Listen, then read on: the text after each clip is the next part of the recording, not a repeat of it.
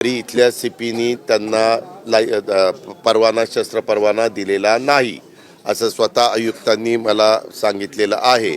आणि आयुक्तांना पण मी सांगितलं की हे कुणाचाही पुण्यामध्ये असो नाहीतर पुण्याच्या बाहेर महाराष्ट्रात कुठेही असो कायदा सुव्यवस्था चांगली ठेवणं हे सरकार म्हणून आपलं सगळ्यांचं काम आहे। पोलिसांची पण ही महत्त्वाची जबाबदारी आहे। मी त्याच्यामध्ये कुठल्याही परिस्थितीत कुणाकडनंच राजकीय हस्तक्षेप होऊ देणार नाही।